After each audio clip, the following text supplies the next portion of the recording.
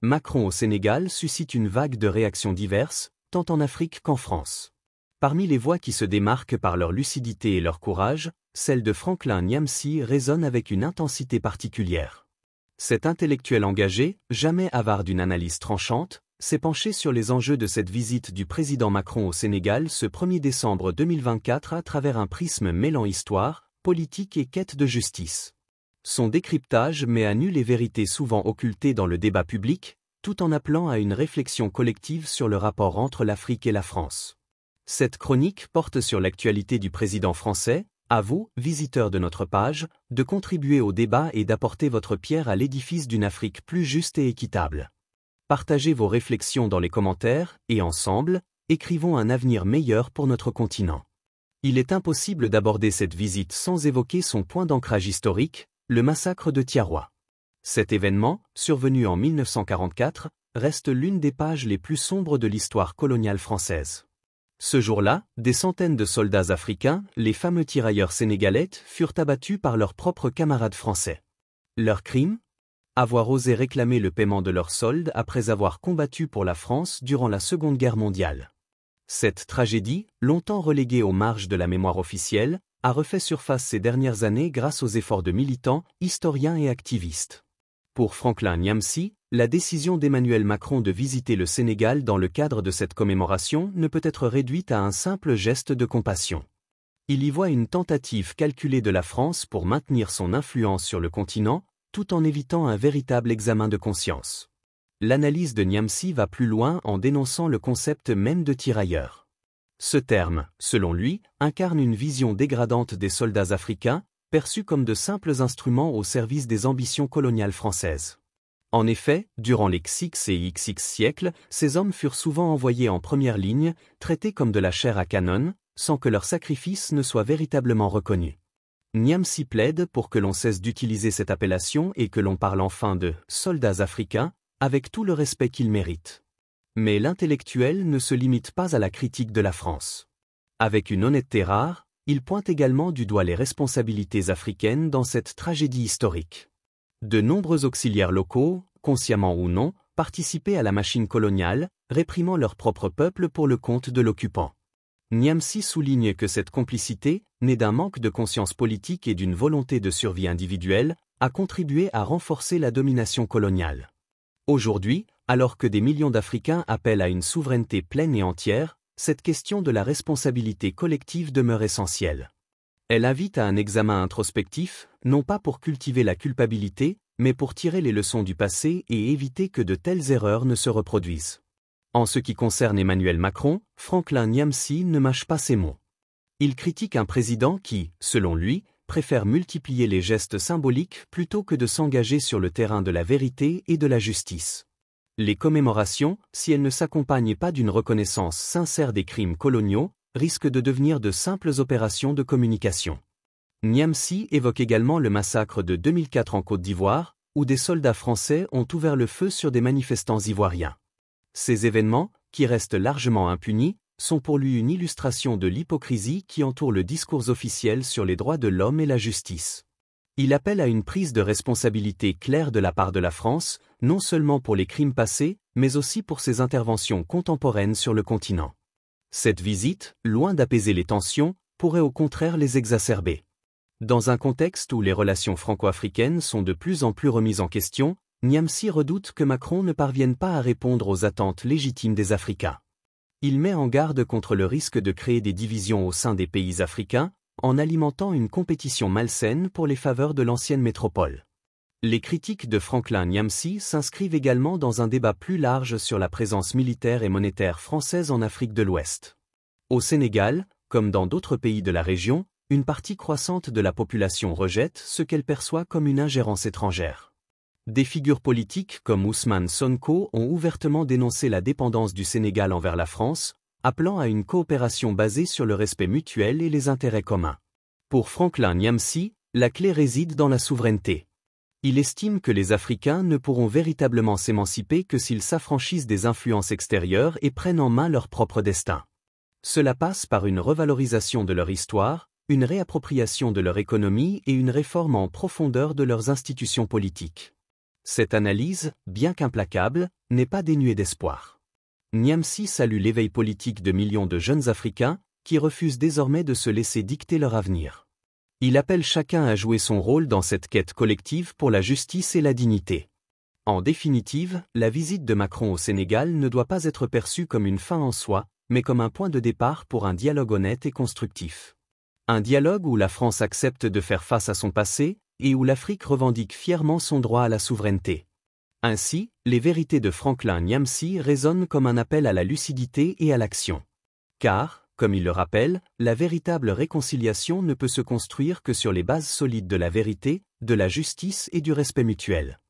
Ce rappel de Franklin Niamsi prend une portée d'autant plus symbolique dans le contexte actuel où le continent africain est à un carrefour historique.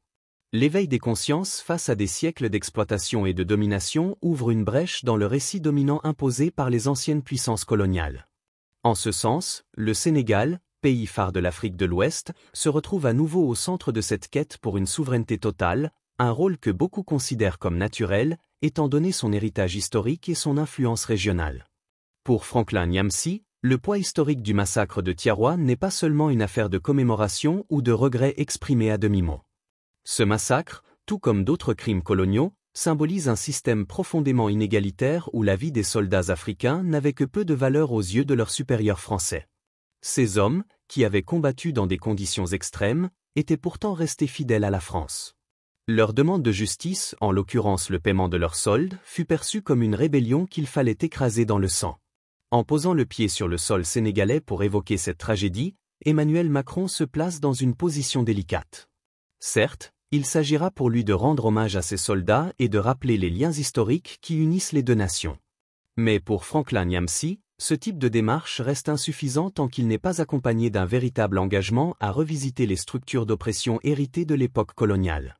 L'intellectuel souligne d'ailleurs que l'héritage colonial continue de se manifester aujourd'hui à travers des outils modernes d'asservissement, le franc CFA, qui place l'économie de plusieurs pays africains sous une dépendance monétaire vis-à-vis de la France, ou encore la présence militaire française, souvent perçue comme un moyen de maintenir un contrôle stratégique sur la région.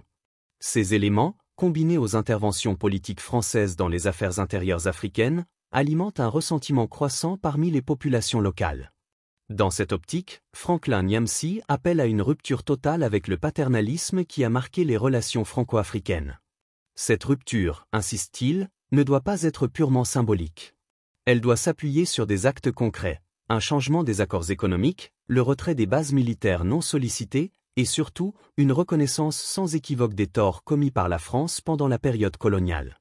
Il critique également ce qu'il qualifie de diplomatie du spectacle que Macron aurait perfectionnée. Cette diplomatie, souvent marquée par des gestes symboliques fortement médiatisés, vise à apaiser les tensions sans véritablement changer les dynamiques de pouvoir. Selon Niamsi, les Africains ne peuvent plus se contenter de discours bien ficelés ou de larmes présidentielles versées devant des stèles commémoratives.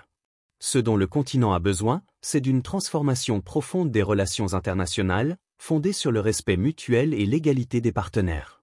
Cependant, ce changement ne viendra pas sans une prise de conscience collective du côté africain. Franklin Niamsi insiste sur le rôle crucial des élites africaines, qu'il appelle à sortir de leur posture passive pour adopter une approche proactive. Trop souvent, ces élites se sont alignées sur les intérêts occidentaux au détriment de leur propre population. Il appelle à un renouvellement de la classe dirigeante, en mettant en avant des leaders capables de défendre les intérêts de leur peuple tout en construisant des relations équilibrées avec le reste du monde. Niamsi termine son analyse en s'adressant directement à la jeunesse africaine. Pour lui, cette génération, libérée des chaînes mentales imposées par le colonialisme, représente l'espoir d'un avenir meilleur. Il exhorte les jeunes Africains à ne pas se laisser distraire par les symboles creux ou les promesses non tenues, mais à s'engager activement dans la construction de sociétés plus justes et plus indépendantes. Quant à la visite d'Emmanuel Macron, elle est, selon lui, un test pour la maturité politique du Sénégal et de l'Afrique en général. Si cette visite peut servir à initier un dialogue véritablement franc et constructif, alors elle aura une certaine valeur. Mais si elle se limite à des gestes superficiels, elle risque de devenir un énième épisode de la relation inégale entre l'Afrique et la France. Franklin Niamsi conclut en rappelant que la mémoire seule ne suffit pas. Pour que les sacrifices des soldats de Tiaroa et ceux d'autres héros méconnus de l'histoire africaine ne soient pas vains, il est impératif de transformer ces récits en actions concrètes. Cette transformation, loin d'être un simple devoir moral, est une étape essentielle pour bâtir un avenir où l'Afrique pourra enfin s'affirmer comme une force libre et souveraine sur la scène mondiale. La visite de Macron, bien qu'enrobée de bonnes intentions, reste donc une occasion fragile, un miroir dans lequel se reflètent les complexités et les contradictions des relations franco-africaines.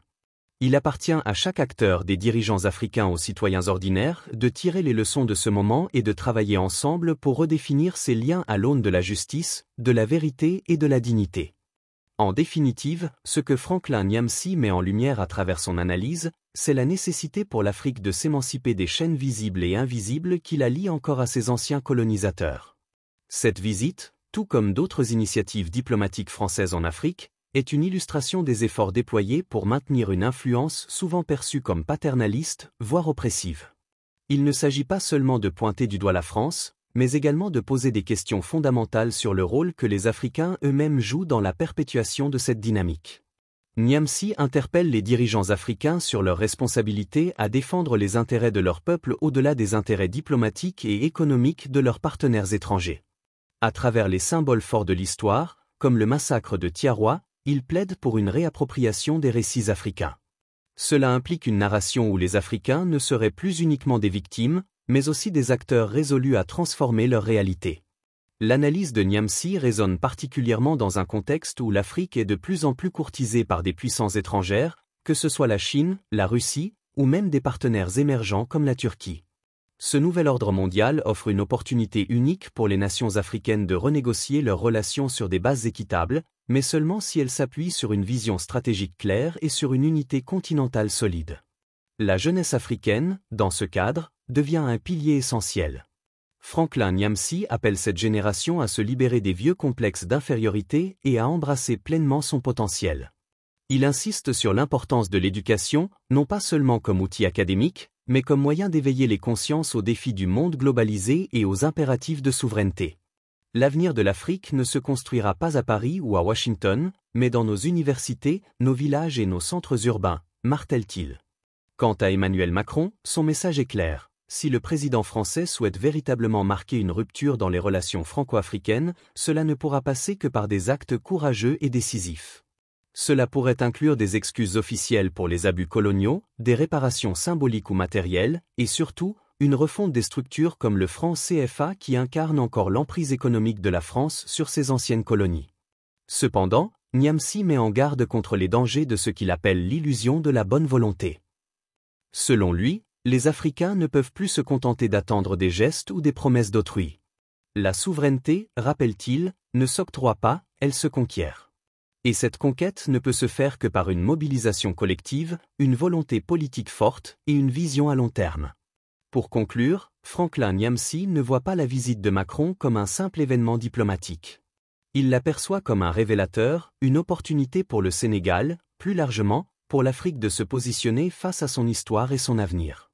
Elle est le miroir des luttes passées et présentes, mais aussi une fenêtre sur ce que pourrait être un continent maître de son destin. Cette chronique, bien que critique, porte un espoir sous-jacent. Elle appelle à un sursaut, à une prise de conscience collective et individuelle. Loin de rejeter les relations internationales, Nyamsi plaide pour un partenariat véritablement équilibré, où l'Afrique, forte de sa dignité retrouvée, pourra enfin négocier d'égal à égal avec le reste du monde.